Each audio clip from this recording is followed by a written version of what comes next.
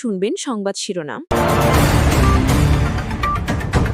আবারও রাজধানী সহ বিভিন্ন স্থানে 4.3 মাত্রা ভূমিকম্পের পর থেকে লাপাত্তা কষাইটুলির ক্ষতিগ্রস্ত ভবনের মালিকরা। রাজনৈতিক দল নয়, মাফিয়া সংগঠন ছিল আওয়ামী লীগ। গণভোটের আইন হলেই প্রস্তুতির কাজ শুরু হবে জানালেন সিএসি। আসসালামু আলাইকুম। এতক্ষণ শুনছিলেন সংবাদ শিরোনাম, এখন শুনবেন বিস্তারিত। শুক্রবারের শক্তিশালী কম্পনের পর আবারও রাজধানী সহ বিভিন্ন স্থানে ভূমিকম্প। এবার কম্পনের মাত্রা 4.3। এখন পর্যন্ত কোথাও ক্ষয়ক্ষতির তথ্য পাওয়া যায়নি। এর আগে 24 ঘন্টার ব্যবধানে সকালে ভূমিকম্প হয়, যার উৎপত্তি স্থল ছিল ঢাকা থেকে 29 কিলোমিটার দূরে নরসিংদীর পলাশে, যদিও অনুভূত হয়েছে আশুলিয়ার বাইপাইলে। ভূমিকম্প গবেষণা কেন্দ্র জানিয়েছে, রিক্টার স্কেলে ওই ভূমিকম্পের মাত্রা ছিল 3.3। সকাল 10:36 12 সেকেন্ডে আশুলিয়ার বাইপেল এলাকায় ভূমিকম্প হয়েছে, এমন তথ্য দেয় আবহাওয়া অফিস। পরে ভূমিকম্প পর্যবেক্ষণ ও গবেষণা কেন্দ্র জানায়, রিক্টার স্কেলে এর মাত্রা 3.3। এবার উৎপত্তিস্থল নরসিংদীর পলাশ। গবেষণা কেন্দ্রের ভারপ্রাপ্ত কর্মকর্তা রুবায়েত কবির জানান, এবারের কম্পনটি গতকালের 5.7 মাত্রার ভূমিকম্পেরই আফটার শক। আজকে 10:36 আবার একটা ভূমিকম্প হয়েছে, যেটার ম্যাগনিটিউড 3.3। বাট গতকাল যে ভূমিকম্পটা হয়েছিল ওটার উৎপত্তি স্থল আমরা বলেছিলাম যে মাধবদী, নরসিংদীর। আজকে হয়েছে এটা নরসিংদীর পলাশে। বড় ভূমিকম্প হওয়ার পরে সাধারণত আফটার শক হয়, এবং আমি বলবো যে আজকে যেটা হয়েছে এটা ওই ভূমিকম্পেরই একটা আফটার শক। তিনি জানান, প্রাথমিক ধারণা ছিল উৎপত্তিস্থল ঢাকার উত্তর পশ্চিমে, কিন্তু বিশ্লেষণে দেখা যায় কেন্দ্র সরে গেছে উত্তর পূর্ব দিকে, অর্থাৎ নরসিংদীর পলাশে। মৃদু হওয়ায় সাধারণ মানুষের কাছে খুব একটা অনুভূত হয়নি। আমরা যে কালকে যে দৃশ্যটা দেখছি, ওই দৃশ্যটা ঘুমো থাকলেও লাগে যখন আবার আইতেছে।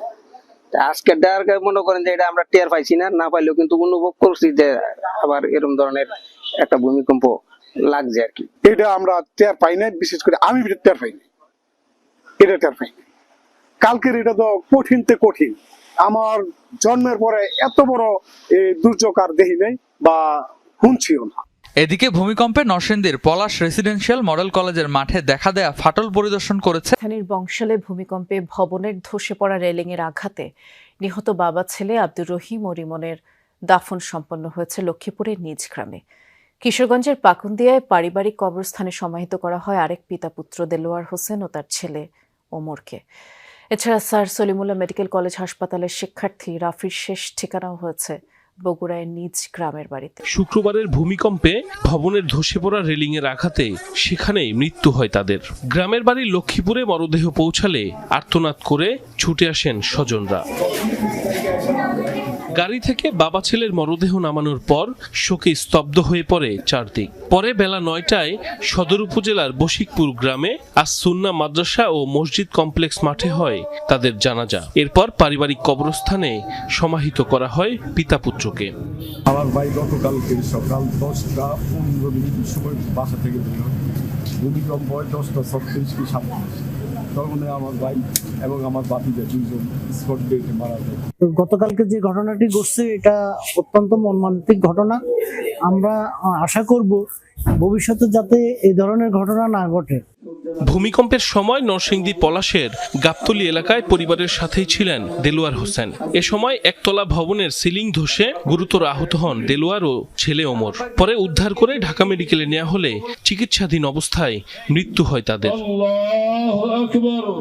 এরপর নরসিংদীতে প্রথম নামাজে জানাজা হয় বাবা ছেলের। পরবর্তীতে কিশোরগঞ্জের পাকুন্দিয়ায় দ্বিতীয় নামাজে জানাজা শেষে পারিবারিক কবরস্থানে দাফন করা হয় দেলোয়ার হোসেন ও তার ছেলে ওমরকে। মরহুম দেলোয়ার হোসেন উজ্জ্বল আমাদের ইউএমসি জুট মিলের একজন কর্মচারী ছিলেন। অত্যন্ত সদালাপী, সৎ এবং ভালো মানুষ ছিলেন। এদিকে ভূমিকম্পে নিহত স্যার সলিমুল্লাহ মেডিকেল কলেজের দ্বিতীয় বর্ষের শিক্ষার্থী রাফির মরদেহ নেওয়া হয়েছে বগুড়ায়। দুপুরে শহরের সুচাপুর কেন্দ্রীয় ঈদগাহ মাঠে নামাজে জানাজা শেষে পারিবারিক কবরস্থানে দাফন করা হয় তাকে। সাইফ আহমেদ, যমুনা নিউজ। শেখ হাসিনা সরকারের পতনের শেষ 10 বছর দৃশ্যমান কোনো আন্দোলন করেনি জামায়াত, এমন অভিযোগ বিএনপি মহাসচিব মির্জা ফখরুল ইসলাম আলমগীরের। অন্য অনুষ্ঠানে জামায়াতকে বিভ্রান্তিকর পরিসংখ্যান দিয়ে জাতিকে বিভ্রান্ত না করে জনগণের মুখোমুখি হওয়ার পরামর্শ দেন দলটির নেতা সালাউদ্দিন আহমদ। আর আমির খসরু মাহমুদ চৌধুরী জানান, শুধু গণতন্ত্রের স্বার্থে বিএনপি এখনো অনেক কিছু সহ্য করে যাচ্ছে। স্বাধীনতা, সার্বভৌমত্ব ও গণতন্ত্র রক্ষায় শহীদ মিনার এলাকায় মিছিল করেন মুক্তিযোদ্ধা ও মুক্তিযুদ্ধের প্রজন্ম। চেতনার ব্যবসা করতে করতে এর আগে আলোচনা সভা করেন তারা। অনুষ্ঠানে বিএনপি স্থায়ী কমিটির সদস্য সালাউদ্দিন আহমদ বলেন, আন্তর্জাতিক মান বজায় রেখেই শেখ হাসিনার মামলার রায় হয়েছে, এর বাস্তবায়নও হবে। এ সময় জনদাবির সাথে সম্পৃক্ত হতে জামায়াতকে পরামর্শ দেন তিনি। আন্দোলন থেকে রাতারাতি সরে আসা একটু লজ্জা শরমের ব্যাপার আছে, কিন্তু জাতীয় রাজনীতিতে কৌশলে জনদাবির সাথে একাত্মতা পোষণ করা অত্যন্ত জরুরি। যমুনার সামনে অবস্থান দেওয়ার ঘোষণা দিয়ে যমুনা থেকে সরে এসে এখন গঙ্গার কিনারে দাঁড়িয়েছেন। আশা করি আপনারা ভবিষ্যতে জনগণের ময়দানে, নির্বাচনের ময়দানে অতি শিগগির আপনারা অবতরণ হবেন। রাজধানীর ডিপ্লোমা ইঞ্জিনিয়ার্স ইনস্টিটিউশনে এক আলোচনা সভায় বিএনপি মহাসচিব মির্জা ফখরুল বলেন, বেহেশতের টিকিট বিক্রির নামে মানুষকে বোকা বানাচ্ছে জামাত। জামাতের টিকিট কাটলে জান্নাতের টিকিট কাটা হবে। কোথায় আছে আমাকে বলুক, তারা দেখিয়ে দিক কোথায় আছে। এবং এটা ঠিক না, ধর্মকে ব্যবহার করে রাজনৈতিক ফায়দা নিয়ে নেওয়া, এটা কখনোই আপনার। জাতীয় সংসদ নির্বাচন ও গণভোট একই দিনে আয়োজনের প্রস্তুতি নিচ্ছেন নির্বাচন কমিশনার।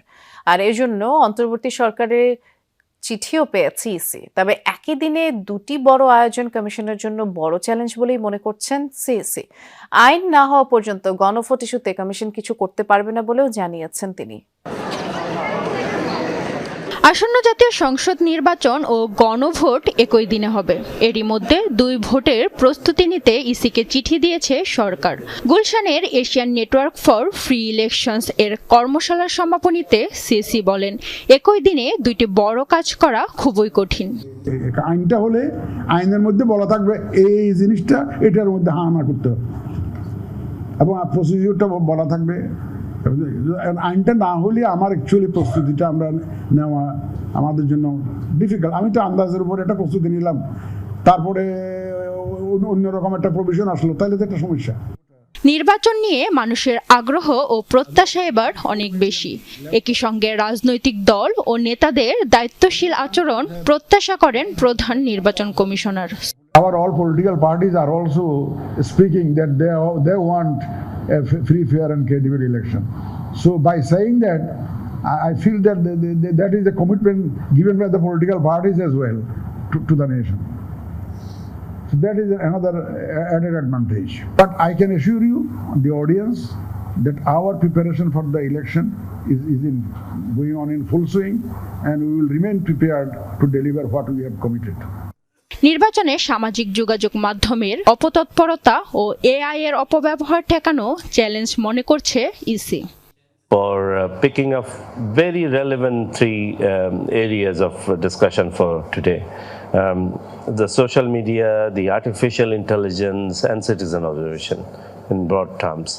I think all